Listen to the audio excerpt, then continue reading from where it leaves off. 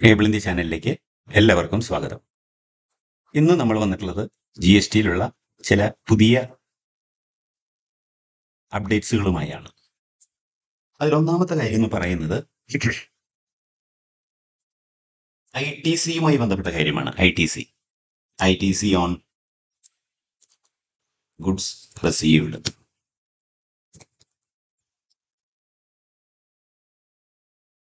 നമുക്കറിയുന്ന കാര്യമാണ്, ഗുഡ്സ് നമ്മൾ പർച്ചേസ് ചെയ്ത് കഴിഞ്ഞാൽ നമുക്ക് ITC കിട്ടണമെങ്കിൽ നമ്മൾ goods must be received. Goods receive ചെയ്താൽ മാത്രമാണ് നമുക്ക് ഇൻപുട്ട് ടാക്സ് ക്രെഡിറ്റ് എടുക്കാൻ സാധിക്കുകയുള്ളൂ. അതുകൂടാതെ മറ്റ് ഒരുപാട് കണ്ടീഷനുകളുണ്ട്. ഡോക്യുമെന്റ് ഉണ്ടായിരിക്കണം, സപ്ലയർ ടാക്സ് അടച്ചിട്ടുണ്ടായിരിക്കണം, നമ്മൾ റിട്ടേൺ ഫയൽ ചെയ്തിട്ടുണ്ടായിരിക്കണം, നമ്മൾ ഗുഡ്സ് റിസീവ് ചെയ്തിട്ടുണ്ടായിരിക്കണം. അപ്പം നമ്മളിപ്പോൾ പറയുന്നത് ഗുഡ്സ് റിസീവ്ഡിനെ പറ്റിയാണ്. എല്ലാവർക്കും അറിയാം, ഗുഡ്സ് റിസീവ് ചെയ്താലേ ക്രെഡിറ്റ് എടുക്കാൻ പറ്റുള്ളൂ. അപ്പോൾ ഒരു ക്വസ്റ്റ്യൻ ടാക്സ് പെയറോട് ചോദിക്കാവുന്നത് whether you have received the goods. അത് പ്രൂവ് ചെയ്യാനായിട്ട് ഡിപ്പാർട്ട്മെന്റ് പറഞ്ഞാൽ നോർമലി നമ്മൾ കാണിക്കുക എന്തൊക്കെയായിരിക്കും?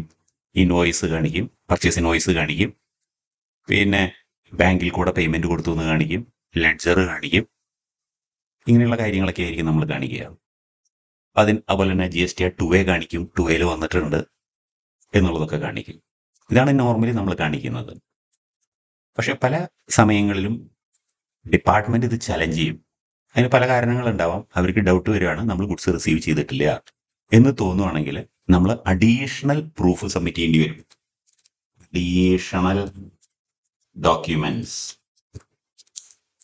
അഡീഷണൽ ഡോക്യുമെന്റ്സ് പ്രൊഡ്യൂസ് ചെയ്യേണ്ടി വരും.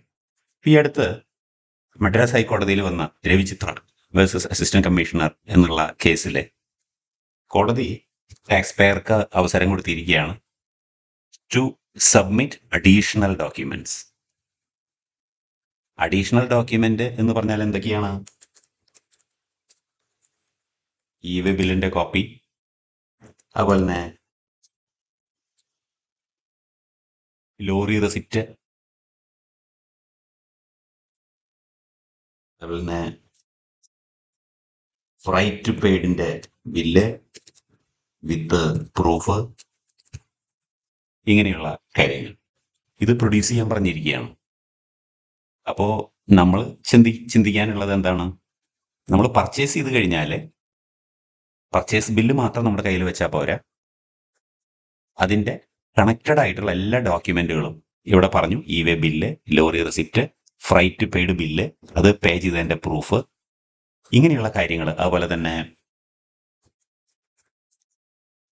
വെയ്മെന്റ് സ്ലിപ്പ്, അതൊക്കെ ഉണ്ടാവുമല്ലോ. വെയ്മെന്റ് ഉണ്ടെങ്കിൽ വെയ്മെന്റ് സ്ലിപ്പ്, ഇങ്ങനെയുള്ള ഡോക്യുമെന്റ്സ് ഒക്കെ നമ്മൾ നമ്മുടെ ബില്ലിൻ്റെ കൂടെ കീപ്പ് ചെയ്യണം. അല്ലെങ്കിൽ അത് പിന്നീട് നമുക്കൊരു ബുദ്ധിമുട്ട് വരും. അപ്പോൾ നമ്മൾ ചെയ്യേണ്ടത്, പർച്ചേസ് ചെയ്യുന്ന സമയത്ത് അതുമായിട്ട് കണക്റ്റഡ് ആയിട്ടുള്ള എല്ലാ ഡോക്യുമെന്റ്സും ഒരു സ്ഥലത്ത് പർച്ചേസ് ബില്ലിൻ്റെ ഒപ്പം തന്നെ കീപ്പ് ചെയ്യുക. So that whenever a notice comes alleging that you have not actually received the goods, അങ്ങനെയൊക്കെ പറഞ്ഞ നോട്ടീസ് വരികയാണെങ്കിൽ we can submit all this. അപ്പോൾ ഇത് എല്ലാവരും ശ്രദ്ധിക്കണം എന്ന് പറയാനാണ് ഒന്നാമത്തെ കാര്യം. ഇവിടെ നമുക്കൊരു സംശയം വരാം ചിലപ്പോൾ. കാരണം നമ്മൾ ഗുഡ്സ് പർച്ചേസ് ചെയ്തിട്ടുണ്ടല്ലോ, ബില്ലൊക്കെ കയ്യിലുണ്ടല്ലോ, പേയ്മെന്റ് ബാങ്കിൽ കൂടെ കൊടുത്തിട്ടുണ്ടല്ലോ എന്ന്. പക്ഷേ ആക്ച്വൽ മൂവ്മെന്റ് നടന്നിട്ടുണ്ടോ എന്ന് പ്രൂവ് ചെയ്യേണ്ട ബാധ്യത കൂടി നമുക്ക് വരുന്നുണ്ട്. അപ്പം അതിനാണ് ഈ പറയുന്ന ഇ-വേ ബില്ലും ലോറി റെസിപ്റ്റും ഫ്രൈറ്റ് പെയ്ഡ് ബില്ലും അതിൻ്റെ പെയ്ഡ് പ്രൂഫും പേയ്മെന്റ് സ്ലിപ്പൊക്കെ വേണമെന്ന് പറയുന്നത്. നിങ്ങൾക്കിത് വളരെ ക്ലിയർ ആയി എന്ന് ഞാൻ വിചാരിക്കുന്നു. അതുപോലെ തന്നെ രണ്ടാമത്തെ ഒരു കാര്യം, GST liability on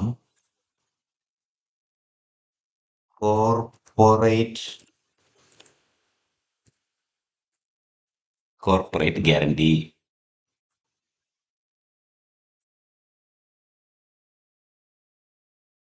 so corporate ഗ്യാരണ്ടിക്ക് ടാക്സ് ഉണ്ടോ എന്നുള്ളതാണ്. അപ്പം എന്താണ് ഉദ്ദേശിച്ചത്? ഇപ്പോൾ ഒരു കമ്പനി അവരുടെ സബ്സിഡിയറി കമ്പനിക്കോ അല്ലെങ്കിൽ റിലേറ്റഡ് കമ്പനികൾക്കോ അവരെടുക്കുന്ന ലോണിന് ഗ്യാരണ്ടി കൊടുത്തിട്ടുണ്ടെങ്കിൽ, ഈ ഗ്യാരണ്ടി ആരാണോ കൊടുക്കുന്നത് അവർ മറ്റേ കമ്പനിക്ക് ഒരു സർവീസ് കൊടുത്തതായിട്ട് കണക്കാക്കും. എന്ന് പറഞ്ഞാൽ എ എന്ന് പറയുന്ന ഹോൾഡിംഗ് കമ്പനി ബി എന്ന് പറയുന്ന സബ്സിഡിയറി കമ്പനിക്ക് വേണ്ടി ഒരു ഗ്യാരണ്ടി കൊടുക്കുകയാണ് ബാങ്കിലേക്ക് ലോൺ എടുക്കാൻ വേണ്ടി. അപ്പോൾ ഒരു ക്വസ്റ്റ്യൻ വരികയാണ്, whether it is A service. Normally ഇവിടെ കൺസിഡറേഷൻ ഉണ്ടാവില്ല. ഗ്യാരണ്ടി കൊടുത്തിട്ടുണ്ടാവും, പക്ഷെ അതിന് ചിലപ്പോൾ പൈസ ഉണ്ടാവില്ല, ചിലപ്പോൾ പൈസ ഉണ്ടാവും. പൈസ ഉണ്ടെങ്കിൽ ഓക്കെ, പൈസ ഇല്ലാത്ത സിറ്റുവേഷൻ ആണെങ്കിൽ ഒരു ചോദ്യം വരുന്നു, അതൊരു സപ്ലൈ ആണോ, അതിന് ടാക്സ്, അതിൻ്റെ വാല്യൂ എങ്ങനെയാണ് കണക്കാക്കേണ്ടത്, ഇനി വാല്യൂ കണക്കാക്കി കഴിഞ്ഞാൽ അതിൻ്റെ റേറ്റ് ഓഫ് ടാക്സ് എത്രയാണ് എന്നുള്ള സംശയം വരുന്നു. അപ്പോൾ GST നിയമത്തിൽ റൂൾ 28 സബ് റൂൾ 2 പറഞ്ഞിട്ടുണ്ട്, ഒരു കമ്പനി മറ്റൊരു കമ്പനിക്ക് ഗ്യാരണ്ടി കൊടുത്തു കഴിഞ്ഞാൽ ആ ഗ്യാരണ്ടി കൊടുത്ത എമൗണ്ടിൻ്റെ 1% വാല്യൂ ആയിട്ട് കണക്കാക്കുകയും ആ 1% 18% GST പ്രൊവൈഡർ കൊടുക്കുകയും ചെയ്യണം എന്ന് റൂളിൽ പറഞ്ഞിട്ടുണ്ട്. അതുപോലെ തന്നെ ഒരു സർക്കുലർ നമ്പർ 204 എന്ന് പറയുന്ന സർക്കുലറും CBIS ഇഷ്യൂ ചെയ്തിട്ടുണ്ട്. അതിലും ഇതൊക്കെ തന്നെയാണ് പറയുന്നത്. ടാക്സ് അടയ്ക്കണം. അപ്പോൾ 1% of guaranteed amount or actual consideration which ever is higher എന്നും പറഞ്ഞുകൊണ്ട്. ഇപ്പം നോർമലി ഇങ്ങനെയുള്ള സിറ്റുവേഷനിൽ പാരന്റ് കമ്പനി സബ്സിഡിയറിക്ക് ഒരു ബില്ല് കൊടുക്കും, അതിൽ GST ഇട്ടുണ്ടാവും. ആ GST പാരന്റ് കമ്പനി, അതായത് ഹോൾഡിംഗ് കമ്പനി, ഗവൺമെന്റിലേക്ക് അടയ്ക്കും ഔട്ട്പുട്ട് ടാക്സ് ആയിട്ട്. സബ്സിഡിയറിക്ക് അത് ഇൻപുട്ട് ടാക്സ് ക്രെഡിറ്റ് എടുക്കുകയും ചെയ്യും. അപ്പോൾ ഇവിടെ ആക്ച്വലി നഷ്ടമൊന്നും വരുന്നില്ല. പിന്നെ ഒരു നഷ്ടം വരാൻ സാധ്യത, ഹോൾഡിംഗ് കമ്പനി ടാക്സ് കളക്ട് ചെയ്ത് അടച്ചു, പക്ഷേ സബ്സിഡിയറിക്ക് ഇൻപുട്ട് ടാക്സ് ക്രെഡിറ്റ് കിട്ടാത്ത സിറ്റുവേഷൻ ആണെങ്കിൽ, ഫോർ എക്സാമ്പിൾ അവരുടെ ഔട്ട്വേർഡ് സപ്ലൈ ഫുള്ളി എക്സംപ്റ്റഡ് ആണ്, അങ്ങനെയൊക്കെ ഒന്നും അവർ ക്രെഡിറ്റ് കിട്ടില്ല. അപ്പോൾ അങ്ങനെയുള്ള സമയങ്ങളിലാണ് ഇതൊരു അഡീഷണൽ കോസ്റ്റ് ആയിട്ട് വരുന്നത്. അല്ലെങ്കിൽ വലിയ കുഴപ്പമില്ല. അപ്പോൾ പഞ്ചാബ് ആൻഡ് ഹരിയാന ഹൈക്കോടതിയിൽ ഇത് ചലഞ്ച് ചെയ്തിരിക്കുകയാണ്. ഈ 204 എന്ന് പറയുന്ന CBIS സർക്കുലർ ഹൈക്കോടതി സ്റ്റേ ചെയ്തിട്ടുണ്ട്. ഇൻവാലിഡ് ആക്കിയിട്ടില്ല, സ്റ്റേയേ കൊടുത്തിട്ടുള്ളൂ. അപ്പോൾ നമുക്ക് ഒന്നുകൂടി കാത്തിരിക്കേണ്ടി വരും. ഇതിന് ഫൈനലി എന്താണ് തീരുമാനം വരുന്നതെന്ന് കാത്തിരിക്കേണ്ടി വരും. എന്തായാലും സ്റ്റേ ഉണ്ട്.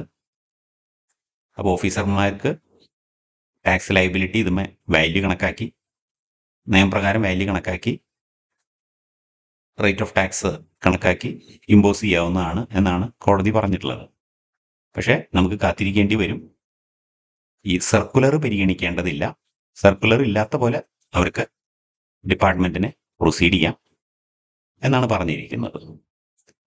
അപ്പം അങ്ങനെ വരുമ്പോൾ നമുക്കറിയാം റൂൾ 28 ഓൾറെഡി ഇതൊക്കെ എഴുതി വെച്ചിട്ടുണ്ട്. അപ്പോൾ റൂളും ചലഞ്ച് ചെയ്തിട്ടുണ്ട്. ഇപ്പം സ്റ്റേ കൊടുത്തിട്ടുള്ളത് ഈ സർക്കുലറിന് മാത്രമാണ്. അപ്പോൾ അതിനർത്ഥം ഈ ഫീൽഡിൽ ഒരു ഡിസ്പ്യൂട്ട് ജനറേറ്റ് ചെയ്തിട്ടുണ്ട്. അപ്പോൾ നമ്മൾ we have to wait and watch how it emerge. ഒരു ടാക്സ് പെയർക്ക് ഇൻപുട്ട് ടാക്സ് ക്രെഡിറ്റ് ഒക്കെ കിട്ടുന്ന ആളാണെങ്കിൽ പിന്നെ ഇത് ചലഞ്ച് ചെയ്ത് പോകേണ്ട കാര്യമില്ല. പക്ഷേ ഇൻപുട്ട് ടാക്സ് ക്രെഡിറ്റ് കിട്ടാത്തവരായിരിക്കും ഇത് കൂടുതലായിട്ടും ചലഞ്ച് ചെയ്ത് പോകുന്നത്. അപ്പോൾ അത് പ്രസന്റ്ലി അത് സ്റ്റേയ്ഡ് ആണ്. സർക്കുലർ ഈ സ്റ്റേയ്ഡ്, സർക്കുലർ റൂൾ സ്റ്റേയ്ഡ് അല്ല.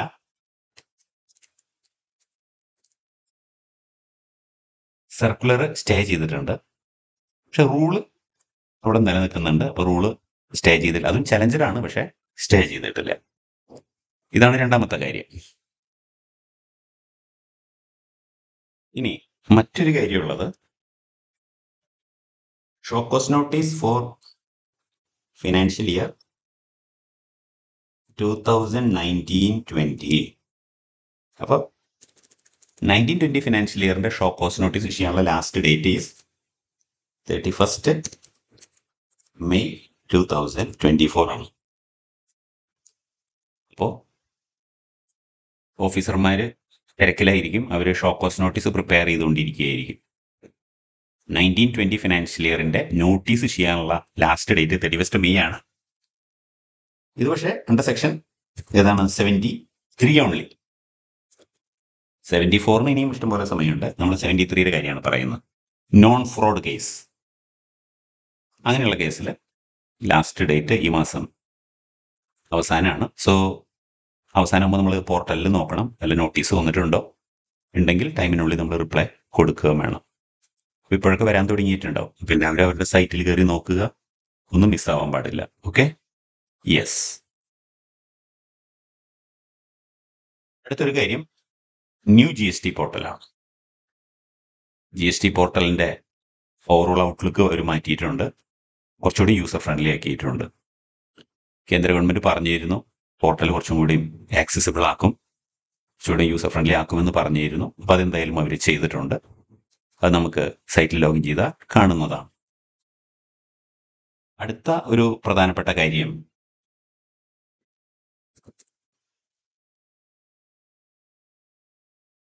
GST ട്രൈബ്യൂണലുമായി ബന്ധപ്പെട്ട കാര്യമാണ്. GST ട്രൈബ്യൂണൽ എന്ന് പറഞ്ഞാൽ GSTയിൽ നമുക്ക് ഫസ്റ്റ് അപ്പീൽ സ്റ്റേജിൽ നമുക്ക് എതിരെ ഓർഡർ വന്നാൽ നമുക്ക് അത് സെൻട്രൽ GSTക്കാർ തന്നാലും സ്റ്റേറ്റ് GST തന്നാലും നമുക്ക് അതിനെതിരെ ട്രൈബ്യൂണലിൽ പോകാൻ സാധിക്കും. അപ്പോൾ GST ട്രൈബ്യൂണൽ സെറ്റപ്പ് ചെയ്യാനുള്ള കാര്യങ്ങളൊക്കെ വളരെ ഉഷാറായി പോകുന്നുണ്ട്. അതിൽ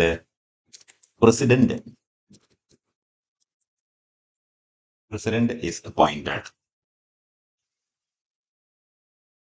പ്രസിഡന്റിനെ അപ്പോയിന്റ് ചെയ്തിട്ടുണ്ട്. ഒരു റിട്ടയർഡ് ഹൈക്കോടതി ചീഫ് ജസ്റ്റിസിനെയാണ് അപ്പോയിന്റ് ചെയ്തിട്ടുള്ളത്. President is appointed four principal bench at New Delhi.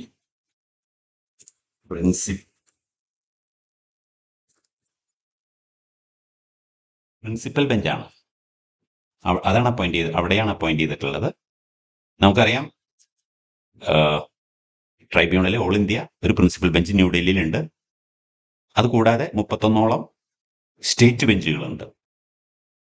അപ്പോൾ അതും ഇനി സെറ്റപ്പ് ചെയ്യേണ്ടതുണ്ട്. കേരളത്തിലും ട്രൈബ്യൂണലിന് ബെഞ്ചുണ്ട്. അപ്പോൾ അതിലേക്കുള്ള മെമ്പേഴ്സിനെ അപ്പോയിന്റ് ചെയ്യണം. ഏകദേശം 63ഓളം ജുഡീഷ്യൽ മെമ്പർമാരെയും 33 ടെക്നിക്കൽ മെമ്പർമാരെയും അപ്പോയിന്റ് ചെയ്യാനുള്ള വേക്കൻസി ലെറ്റർ കേന്ദ്ര ഗവൺമെന്റ് ഇഷ്യൂ ചെയ്തിരുന്നു. അപ്പോൾ അത് അപ്പോയിന്റഡ് ആയി വന്നു കഴിഞ്ഞാൽ ട്രൈബ്യൂണലിന്റെ ഫോർമേഷൻ വിൽ ബി അത് വളരെ പെട്ടെന്ന് വരും എന്നാണ് പ്രതീക്ഷിക്കുന്നത്. അപ്പോൾ നമുക്ക് അപ്പീൽ ഫയൽ ചെയ്യാനുള്ളവരൊക്കെ they have to take note of this development and see how it emerge.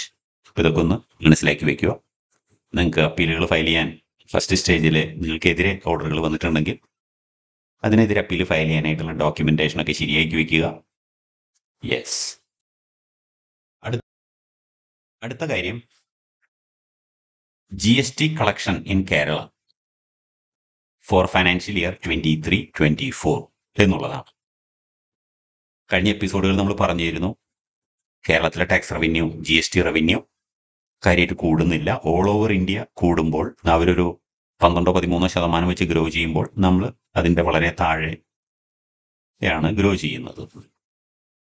അപ്പോൾ ഫിഗേഴ്സ് നോക്കുവാണെങ്കിൽ 23-24 ഫൈനാൻഷ്യൽ ഇയറിൽ 36,749 കോടി നമുക്ക് കളക്ട് ചെയ്യാൻ സാധിച്ചു. GST അത്രത്തോളം കോടി.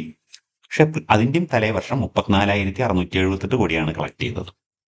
അപ്പോൾ ടാക്സ് റവന്യൂ ഏകദേശം 2,000 കോടി കൂടിയിട്ടുണ്ട്. പക്ഷേ അത് ലെസ് ദാൻ 6% ആണ്. അപ്പോൾ growth rate is less than 6%. All over India വലിയ ഗ്രോത്ത് ഉള്ളപ്പോഴാണ് നമുക്ക് ചെറിയ ഗ്രോത്ത്. കേരള ബേസിക്കലി ഒരു കൺസ്യൂമർ സ്റ്റേറ്റ് ആണ്. അപ്പോൾ ടാക്സ് റവന്യൂ എപ്പോഴും GSTയിൽ ഓൾ ഓവർ ഇന്ത്യ ഉള്ളതിനേക്കാൾ കൂടേണ്ടതാണ് ഗ്രോത്ത്. പക്ഷേ നമുക്ക് അതിൻ്റെ പകുതിയുള്ളൂ. അപ്പോൾ അതിനെന്തെങ്കിലുമൊക്കെ ചില കാരണങ്ങൾ ഉണ്ടാവാം. അത് പഠനവിധേയമായി കണ്ടതാണ്. കേരളത്തിൽ ടാക്സ് റവന്യൂ 6% ഉള്ളൂ. ഓൾ ഓവർ ഇന്ത്യ നല്ല ഗ്രോത്ത് ആണുള്ളത്. അപ്പോൾ ഏറ്റവും നല്ല ഗ്രോത്ത് ഉള്ളപ്പോൾ നമുക്ക് ഇത്രേ കിട്ടുന്നുള്ളൂവെങ്കിൽ ഇനി ഓൾ ഓവർ ഇന്ത്യ കളക്ഷൻ കുറയുമ്പോൾ നമ്മുടെ അവസ്ഥ ഇതിനേക്കാൾ പരിതാപകരവും.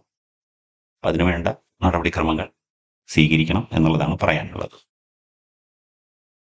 ഇനി ഇതുമായി ബന്ധപ്പെട്ട് മറ്റൊരു കാര്യം ശ്രദ്ധിക്കാനുള്ളത് പൊതുവെ GSTയിലെ all over India tax collection കൂടുമ്പോൾ പൊതുവെ GST കൗൺസിൽ ടാക്സ് റേറ്റ് കുറയ്ക്കാനുള്ള ഒരു പ്രവണത ഉണ്ടാവും. ഇപ്പോൾ തന്നെ പല മേഖലകളും പല സെക്ടറുകളിൽ നിന്നും ടാക്സ് റവന്യൂ കുറയ്ക്കണം എന്ന് പറഞ്ഞുള്ള സജഷനുകളാണ് വരുന്നത്. ഇപ്പോൾ ബൈക്കുകളുടെ കാര്യത്തിൽ, 2 വീലേഴ്സിന്റെ കാര്യത്തിൽ ടാക്സ് റവന്യൂ 28 എന്നുള്ളത് 18-12 ആക്കണം എന്നുള്ള ആവശ്യമാണ് അവർ ഉന്നയിക്കുന്നത്. അതുപോലെ തന്നെ ചെറിയ കാറുകളുടെ 28 നിന്ന് കുറയ്ക്കണം എന്നാണ് ആവശ്യപ്പെടുന്നത്. മറ്റൊരു കാര്യം ഇൻഷുറൻസ്, ഹെൽത്ത് ഇൻഷുറൻസിന്റെ ടാക്സ് റവന്യൂ 18 എന്നുള്ളത്, റേറ്റ് ഓഫ് ടാക്സ് 18 എന്നുള്ളത് കുറയ്ക്കണം എന്നാണ് ആവശ്യം. അങ്ങനെ ഓരോ മേഖലകളിൽ നിന്ന് ആവശ്യങ്ങൾ വരികയാണ് ടാക്സ് കുറയ്ക്കാൻ പറഞ്ഞിട്ട്. അപ്പോൾ ഇനി അതും കൂടി അനുവദിച്ചു കൊടുത്തു കഴിഞ്ഞാൽ ഈ റവന്യൂ നമുക്ക് ഇപ്പോൾ കിട്ടിക്കൊണ്ടിരിക്കുന്നതിനേക്കാളും കുറയും. അത് വളരെ അപകടകരമാണ് എന്നുള്ളതാണ് നമ്മൾ ചിന്തിക്കാനുള്ളത്. ഓക്കെ. ഇനി അടുത്തൊരു കാര്യമുള്ളത് ആഫ്റ്റർ 1 മന്ത്, ഒരു മാസം കഴിഞ്ഞാൽ എന്ത് സംഭവിക്കും? നമുക്ക് 3 കാര്യങ്ങൾ ഉണ്ടാവും. ഒന്ന്, we will have a new central government, ഒരു പുതിയ കേന്ദ്ര ഗവൺമെന്റ് അധികാരത്തിൽ വരും. അതുപോലെ തന്നെ new budget for financial year 24-25. ഇതാണ് അടുത്തൊരു കാര്യം വരാനുള്ളത്. ഇത് അടുത്ത ഒരു മാസം കഴിഞ്ഞാൽ വരേണ്ടതാണ്. അതുപോലെ തന്നെ GST കൗൺസിൽ മീറ്റിംഗ് കാരണം കുറച്ച് നാളായിട്ട് നിർത്തിവെച്ചേക്കായിരുന്നു. അപ്പോൾ അതും നമുക്ക് വരാനുണ്ട്. അപ്പോൾ ഒരു മാസം കഴിഞ്ഞാൽ വളരെ സംഭവബഹുലമാണ് കാര്യങ്ങൾ.